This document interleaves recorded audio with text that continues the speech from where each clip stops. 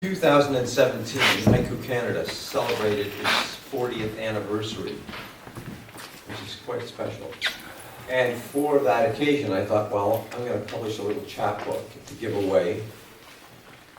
And to honor the 40 years that I've been with them, and I've been writing haiku, I thought, okay, I'm going to get my 40 best haiku and put them in a book. Now, you would think, if you've been writing haiku for 40 years, hundreds and hundreds of haiku, it would be an easy thing to find 40 good ones that you were sure never fail. Well, I got as far as about a dozen. I thought, these are really good. And then the struggle begins, you know, so it's, I guess, you know, Basho said something to the effect that if you can manage to write a dozen really good haiku in your lifetime, you've done something. Well, I mean, that's as far as I've got, but it doesn't. The first haiku that I remember liking from my early days as a poet, at that time I was a teacher, teaching grade 5. And as a teacher, when you get to that point in the year when the first kid comes in with a bunch of lilacs that they ripped off a tree on the way to school and they hand it to you, you know you've made it to the end of the year. It's like, just June is left, I can get through this. So the haiku was, on the teacher's desk, beside the box of Kleenex, first bunch of lilacs. Because you always need a Kleenex there. There's always noses that have to be wiped.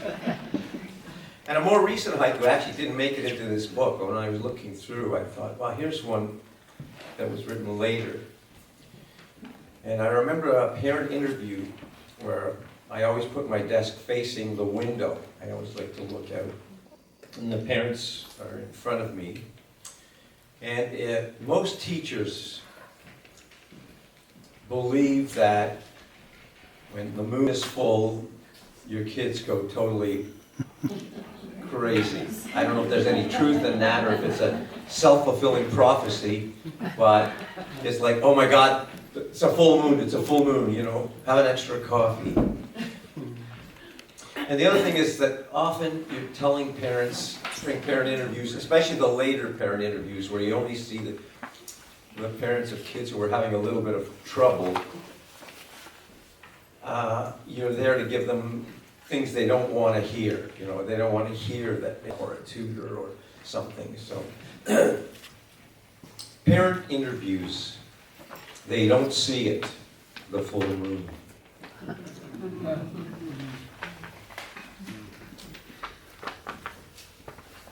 I like haiku where the middle line pivots so that you can read it both ways. Butterflies, wasting my time writing haiku. Or you could read it, butterflies, wasting my time. I'm writing haiku. You know, it's a question of who's wasting what time. This one I read last night, same thing with the middle line. Leaves slowly turning into an old man. Yeah.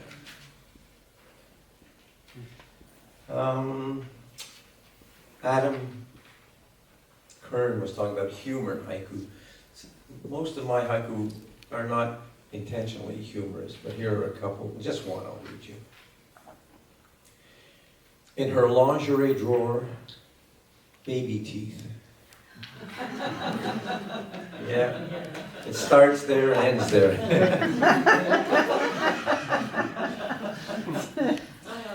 I'm a compulsive self-editor. I'll rewrite the same haiku over and over and over and over again. And I figured out, preparing for this, that the haiku that has gone through more reworkings than any other is this one. It started off, like, it's very old, 35 years ago. It was the newly widowed woman next door watering her lawn in the rain. And I was pretty proud of it. In retrospect, there are way too many words in there. So it has become newly widowed, watering her lawn in the rain. And like most of my haiku, it's something, I don't often compose haiku out of my head. I happen to be on my balcony. I was living on the second floor at that time, and I looked down, and there was a couple that we would see every day. They were a European company, a couple that had many flowers and vegetable gardens, and they were always there tending it, you know. And then he passed away, and I happened to go out on the balcony, and there was the woman watering her flowers, totally oblivious to the fact that it had started raining. So that's a haiku moment for sure. On the other hand, there are some haiku that rarely, but come to me, or come to one, I suppose, and they're instantly formed. They come to you, you write them down, and they stay that way over many, many years. So I'll read you 2 or 3 of those. At the doctor's office, butterflies in glass cases.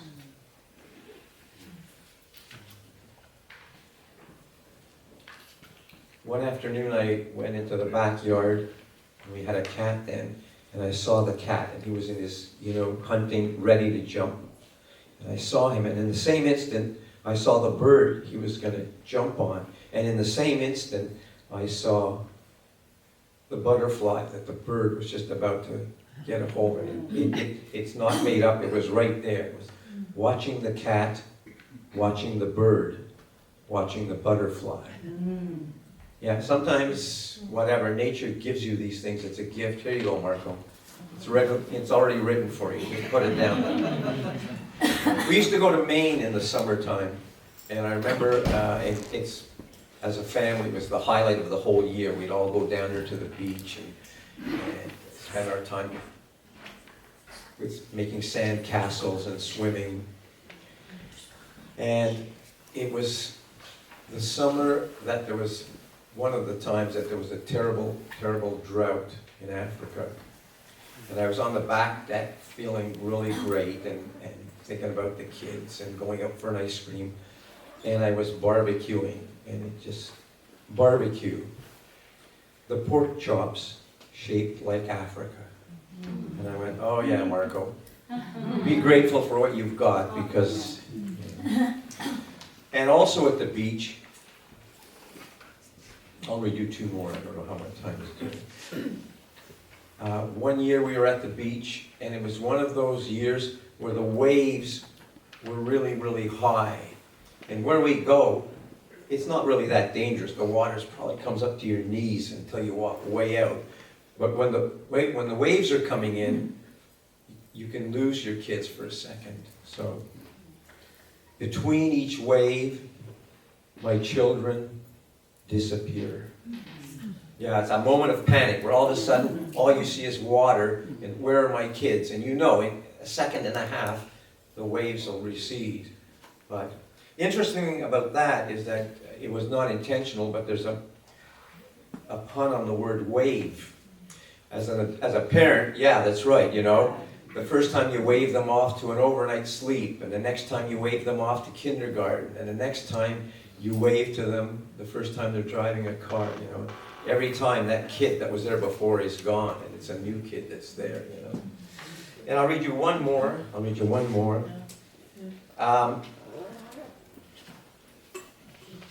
6 years ago now, goes by so fast, was the last time that I was here.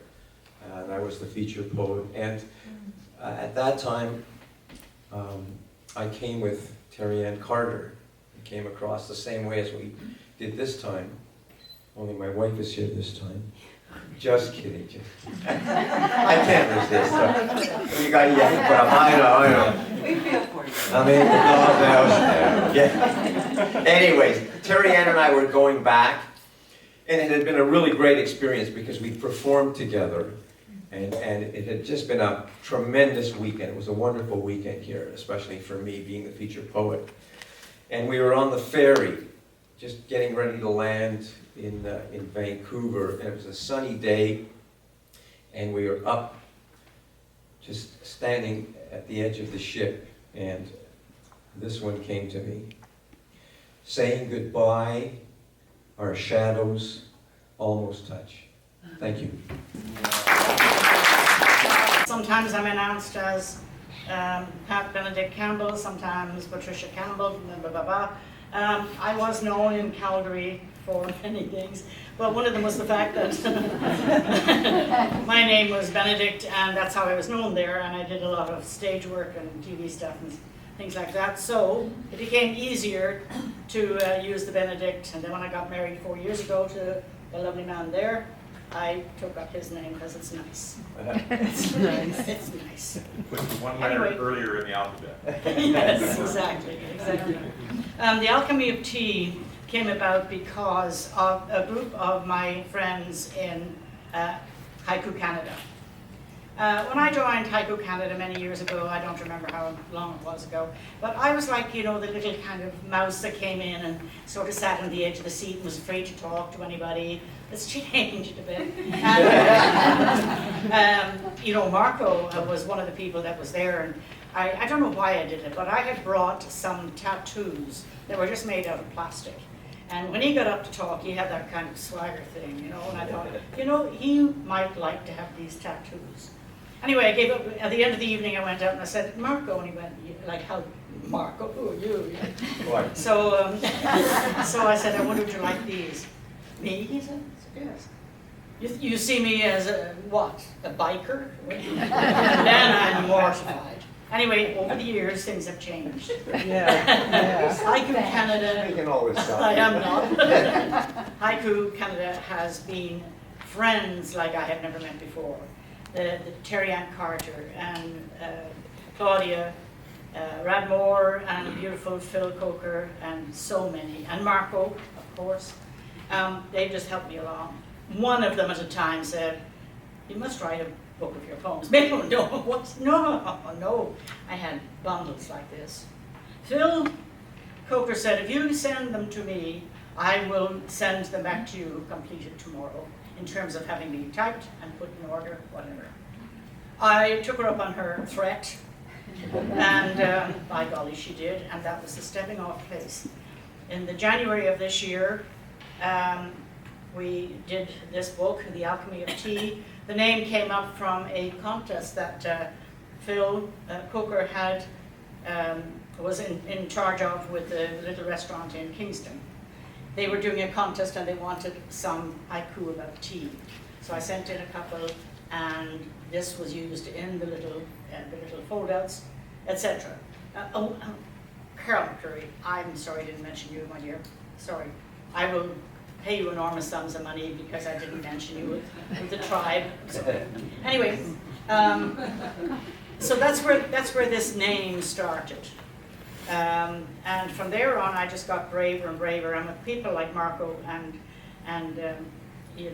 Phil Coker helping me along, who would say, or have a look at this one, or that's, I sort of built a bunch of poems that I felt would not make me feel too badly, and make the listeners not go, when did she start to learn haiku? And who said that was a haiku? Anyway, here we go. I'll just give you little bits of info on different ones that I find.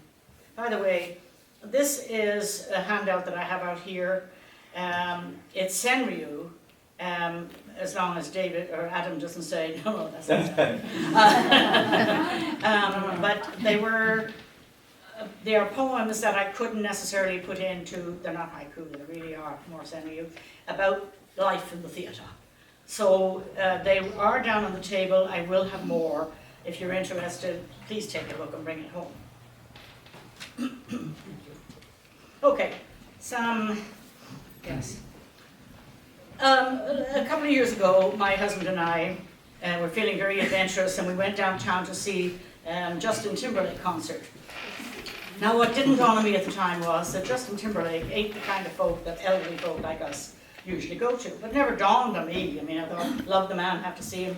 We went down, got the seats, which were up in the gods. We were looking down this way, and there was Justin doing his wonderful routines, the whole bit. And at the end of the thing, I went outside, and there's a young fellow standing, and he goes, hey, you like Justin Timberlake? And I said, yes, I do. Name me one of his songs. I said, Blue Shoes. Hey, he says to his buddy, she knows. She knows Justin Timberlake. So I said, yeah, I think he's wonderful. Anyway, I said, can you, where's the bar? And I didn't mean it in that context, so I just wanted to get out of there. So he said, big smile, a whole bunch of them all gathered around, and they brought me to the bathroom. Not the bathroom. Actually, that was where I was trying to go anyway. So this is a tanka, which I put in as part. I've done tanka, haiku and tanka in this book. So this is the tanka. Rock concert. Smiling teens stare at my white hair, then help me find the bar. Well, that actually happened.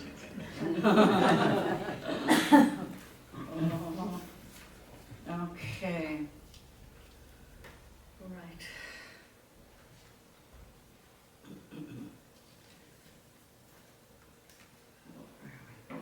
Bare trees, no more searching for the moon.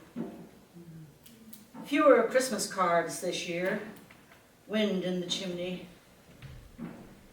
Through a curtain of icicles, I watch him leave.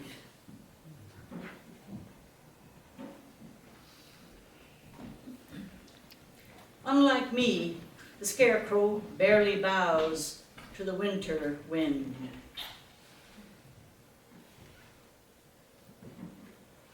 Overnight thaw.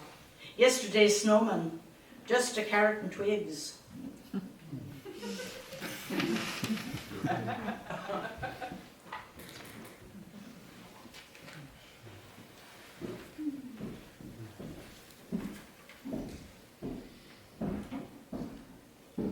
Sorry.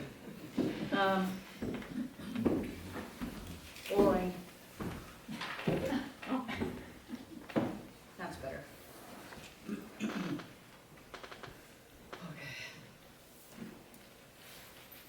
Yes, this particular one, I really found it so wonderful because living in Houston, where it's so amazingly hot all the time, it's very, very difficult to get used to it for me, especially having lived in Alberta for 50 years.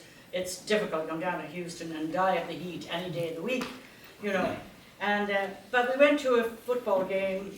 One of Jack's grandson, we went to football game, and as we're sitting there sweltering, there's a whole bunch of little kids down on their knees with ice cubes in a bucket, and they're throwing them down and they're taking them up and they're painting or drawing with them.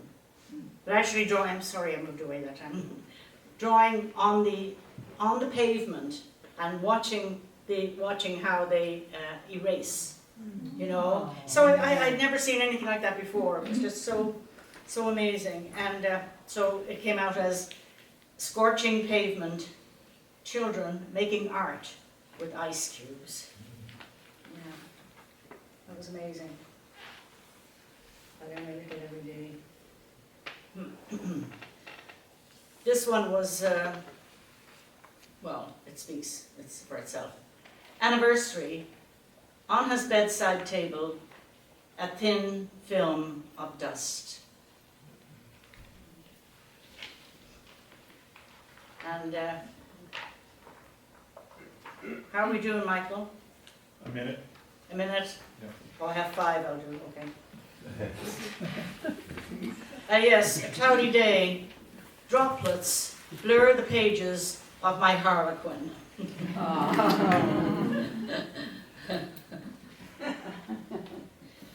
Okay. I just want to give you the last tanka. I think that would be the last one. After my husband died, he died from dementia. It was a very sad time. And I wasn't quite sure how to, you know, give a little tribute to him, but I have a, oh, sorry, this is not good. Dead air, Pat. Dead air, Pat. This is not good, Pat. People will get up and leave. Turn the channel. Oh heck, I'll just do another one instead, sorry.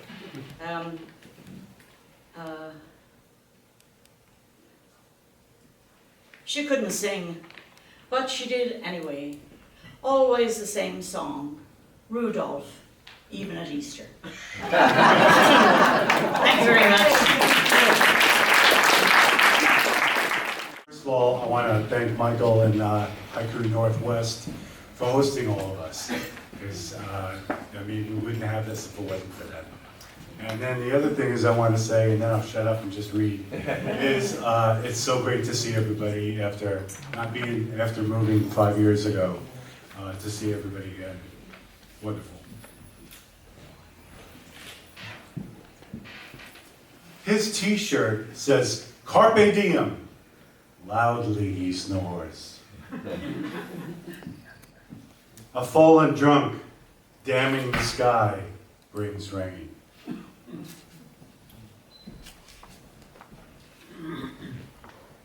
Wordless poem?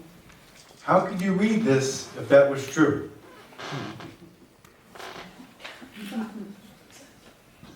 Blues man's growl. In a room full of mirrors, every head nods.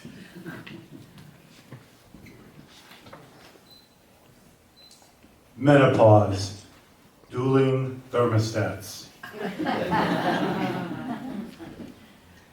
She speaks of her ex, the pungent scent of pepper trees. A few precious steps, the muscle memory of dance hall days.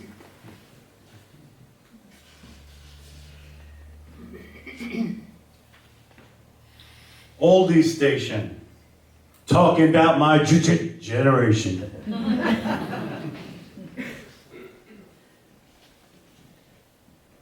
When Mom sang, even the birds stopped to listen.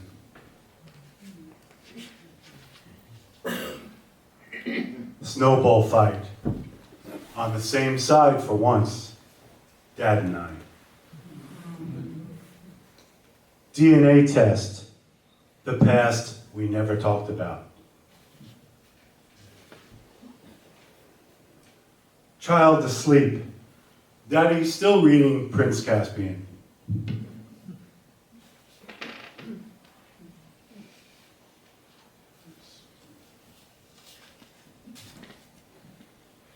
Family heirlooms, let the games begin.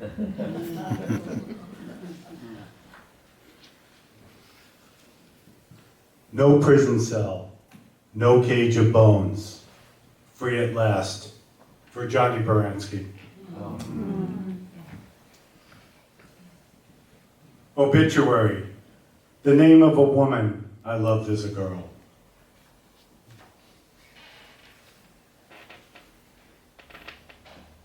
Love scene, he and she forget their acting.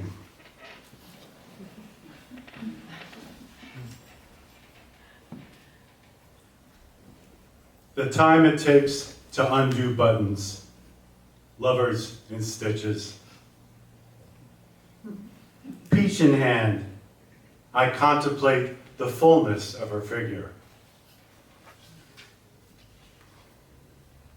Hurricanes with male names, adjusting.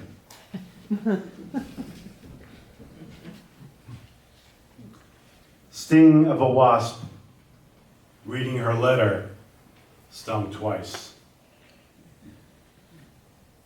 She's using the tone of voice I hate, if I could hear it. Crossroads. Get home or get gone.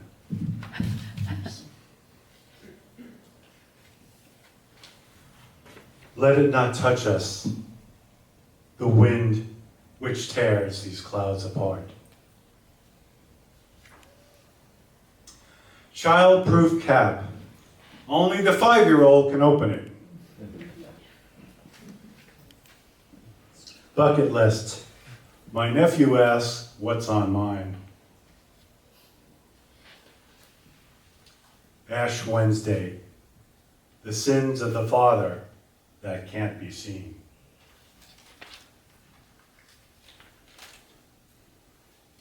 Before the tripwire. After.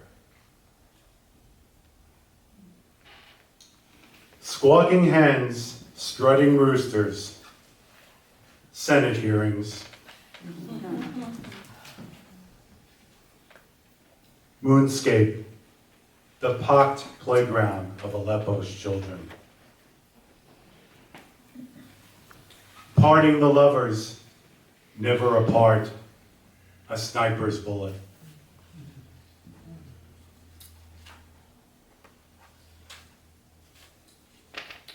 Memorial Day, her husband's name in granite, all that she can touch.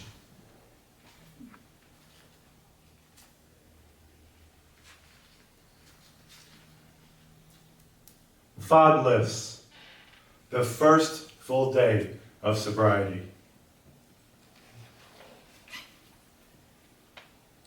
Torrential rain, her estranged brother's sudden death. Family reunion, hurricane warnings dominate the news. Hand in hand, squeeze once for yes, twice for no. Memoirs. Now that he's gone, I begin to understand him. Sidewalk cafe. Her love life lousy. Now we all know.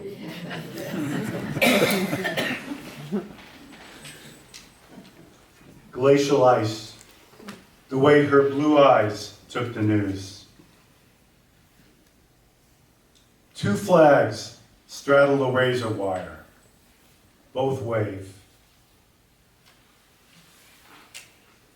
School assembly. The din before the dope. 25th high school reunion. Embers. 45th reunion. Stretching my workout just a little bit longer. Naval maneuvers. A belly dancer shows how flesh makes waves.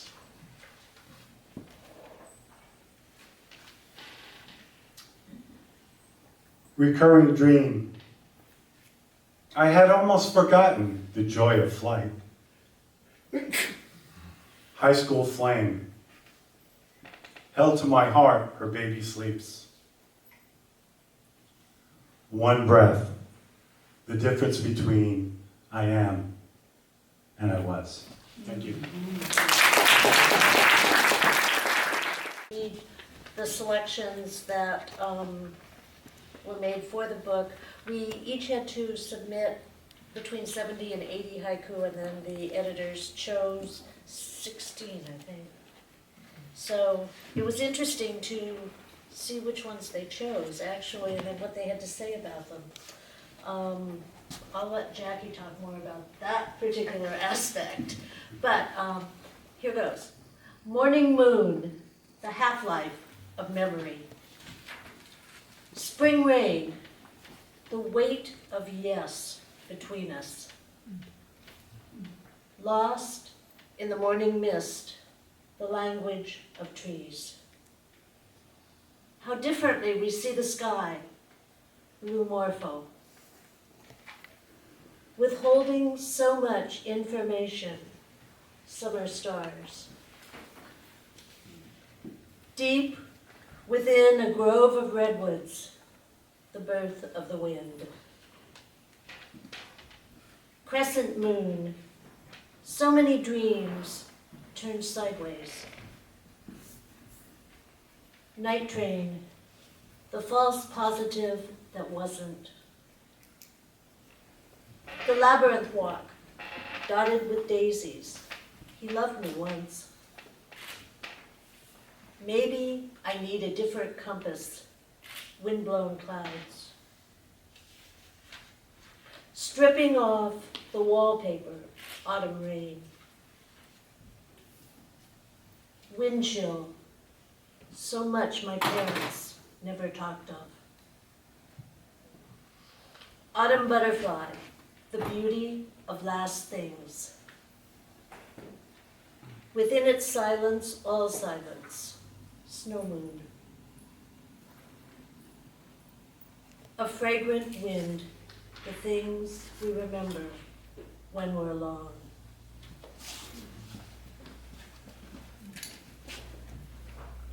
We were talking together just before earlier today, and we, as she was saying, we both submitted 70 to 80 poems, anyway, quite a number. And then the comments that the editors made on our poems about the emphasis of this selection of poetry, it spoke to us more of the emphasis of the editors rather than ours, but anyway. So for example, one of the things it says in mine is, this poet is concerned with getting from A to B. And I thought, really? And most of the haiku they chose are actually poems that I wrote about my life in the city. I live in Vancouver. And so I spend a lot of time on public transit. So it's not so much that I'm concerned from getting from A to B, it's that I'm stuck on the bus. And in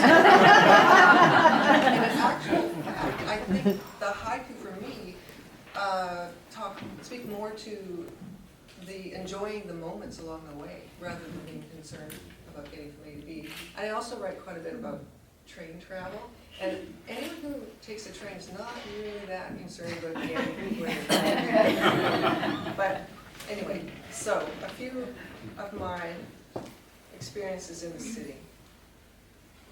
Morning bus, a happy face in the window fog. Roller coaster, a small boy eyes the minimum height bar. Summer walk, the length of a fudgicle. And you might think this is nostalgic, but this was just me the other summer when I was walking back home with my fudgicle. It took me to the length of the fudgicle to get home. Sunlit afternoon, finding the whistle in a blade of grass. Evening train whistle, my grandfather's habit of checking his watch. Wind-stirred night, dog barks domino down the street. Sparrows shelter under the 7-Eleven sign, October wind. Fog-shrouded windows, the train commuters turn inward. Snowfall, the muffled clank of shunting rail cars. And that's what I hear every night. Temperature drop, the long line outside the emergency shelter. And that was actually during a haiku reading. We were reading at the community center, and it was really cold and snowy, and the shelter was an the community center was one of the emergency shelter locations. So as we were reading, there was a line forming outside waiting for us to leave so they could come in. Spare change, she gives me the story of her bruise. Biting wind, tearing up another lottery ticket. Under the viaduct, the homeless man sits zazen. Gunfire at night, the jagged edges of my dreams.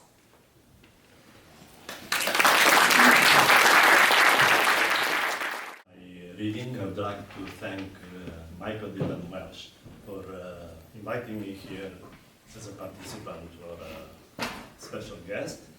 But also I would like to thank Maggie, Terry Ann, Carol, and Lynn, our wonderful hostesses in this landscape.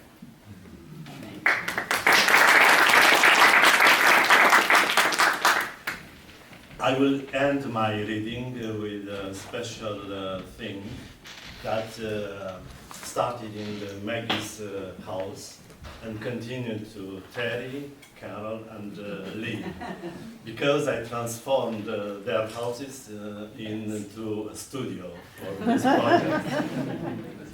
So my reading have some poems published in different books. By the mountain trail. By the mountain trail, an opening chrysalis with no sound. House for sale. The apricot tree in bloom as never before. I will read this haiku in Romanian. Casă de vânzare. Zarzărul înflorește ca niciodată. Before I can admire the poppy's petals, the wind blows them away. Parting time. The host offers the guest some dewy plants. July night. The cat comes again to smell the new suitcase. August twilight. A wild flower dying on another one in bloom.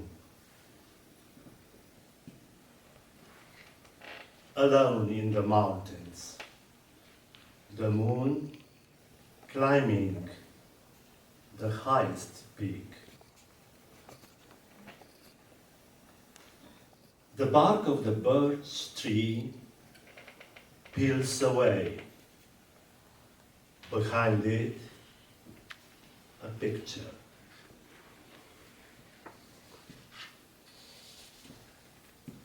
Dry flowers. A butterfly makes its farewells. And in Romanian, flori uscate, un fluture presară, semne de adio. Unfolding a dry leaf, I find a few dewdrops hidden inside.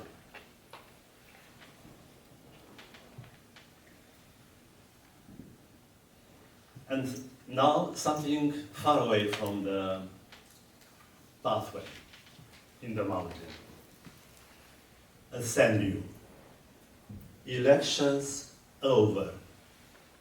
The defeated still smile from their posters.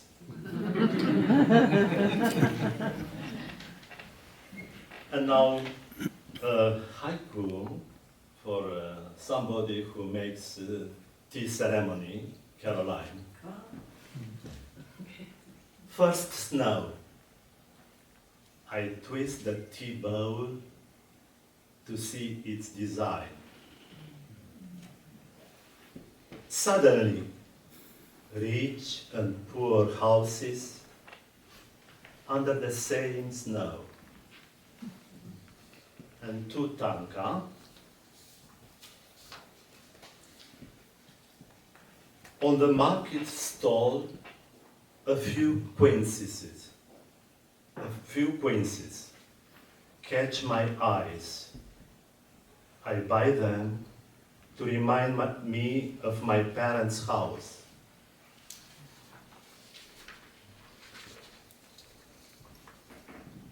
For some days, a dry leaf in a cobweb. I am unable to follow your advice. And now the project. This is an artist's book. An artist's book is made only of original pages, no copies. So this is the cover with Haiku. Like in manga, this word Haiku has this character in Japanese, which means drawing, painting, and image. Here is my name, Ion Correscu. The cover is made with Japanese handmade paper from terry. I unfold the book, and you will see the subtitle of the book.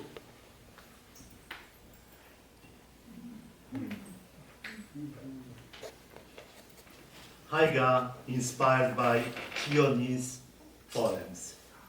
And now the pages.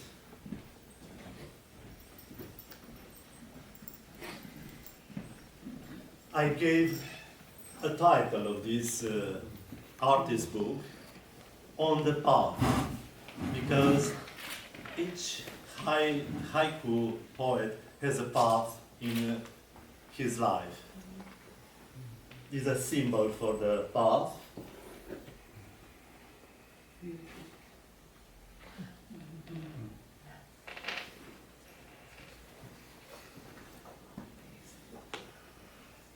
I imagine Chioni in this image, in this page. I let you to read the poem.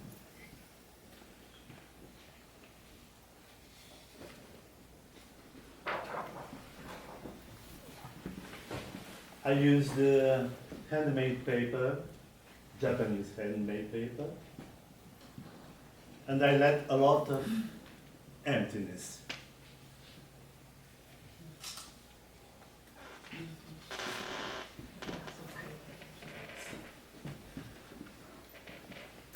For this page, I used the character for the mountain, which is the same in Chinese and Japanese writing. Yama, and I suggested the flowers by this little space with colors. And I have two seals, one made in Japan with my name in Latin letters, Ion Codrescu, and this is another Japanese seal with my name in Japanese, Mori, which means old forest, because my name in Romanian has this significance, forest. You know that Chioni is known for this haiku with morning glory and this famous poem. I tried to suggest the way that the morning glories goes in its life, like the way in our life, with many meanders. And maybe you remember that Chioni didn't want to destroy the beauty of this world.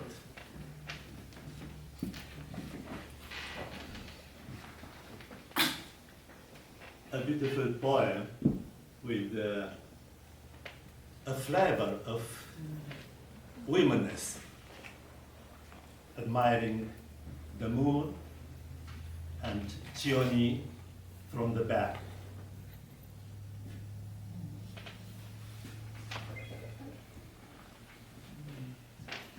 Because the moon is so present in the haiku in Japan, I illustrated this page with the moon and with the plant Suzuki, which is a very nice plant.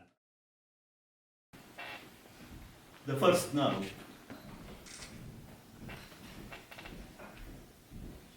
It's like Ryuanji Garden from Kyoto with only some stones and sand. Again, I suggest the path like a tree, like a pine tree. Because humanity and nature are united in Chioni's haiku. I enjoyed very much this poem with the well, because I was born in a countryside, and during the winter time, the sounds are different in a city and in a countryside. During the winter time, the sounds are so slow, and I remember getting water from my well in the garden, the sound of the bucket. And I suggested this sound by this line and also by these words. And the death poem of Chioni, I end with this poem. Because this plant from lotus is dying. The stone here. So this is the colophon. This artist book was created thanks to Terry Ann Carter's idea in her house, Victoria, British Columbia, during some autumn days of the year 2019. And I end with the name of Morning Glory in Japanese, Asagao. But as you can see, we have the way here in Asagao. And the back cover